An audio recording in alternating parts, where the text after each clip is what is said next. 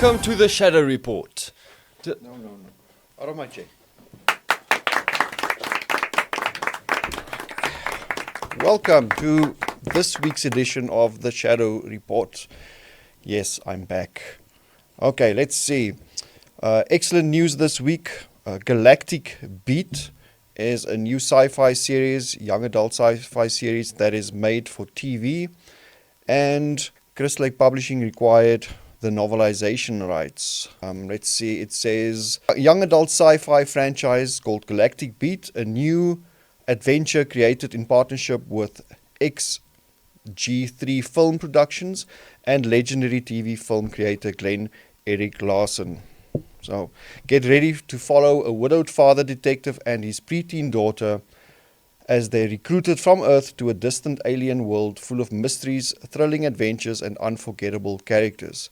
This is, of course, in association with an author you're all familiar with by now, Chris McCauley. The Ghostland Board Game has been funded, but it is now open again for late backers on Kickstarter, if you haven't ordered yet. The limited edition of Nick Roberts' Resurrection, the Exorcist Resurrection, is still available on the Crystal Lake website until the end of the month. The Resurrection ebook is already on pre-order. If you've read the first two books and you can't wait for the third one, definitely drop us a hell yeah in the comments. Steel Machines by Dan Franklin was published this week.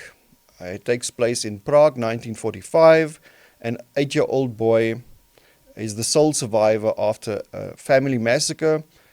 He lives alone in his childhood home in the attic and basically finds out that he's not alone. Tales from the Lark Side has also been published. If you are looking for a dark horror comedy anthology, definitely check that out.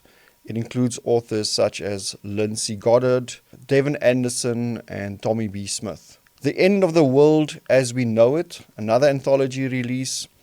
This is a big one if you are a fan of Stephen King's The Stand. This is an anthology of short stories written by other authors with an introduction by Stephen King. Just look at this lineup. There is an introduction by Stephen King, foreword by Christopher Golden, afterword by Brian Keane.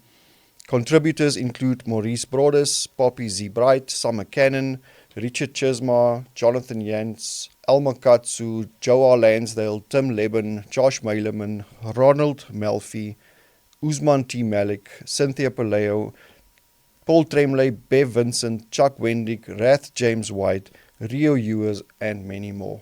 That is one of the best lineups I've seen in a while. The world's greatest mug has been announced by Mugs Aren't Us. A line of scary shit mugs won the contest. What a wonderful world we live in. The Envelope by John Durgan has also been released. It's a small town where every year a mysterious red envelope arrives, and of course every year someone dies. The Great Dick is coming at you with rave reviews. This one is by Gail Lynns, New York Times bestselling author, says, what a page turner, witty, literate, scary, sexy, and powerfully evocative.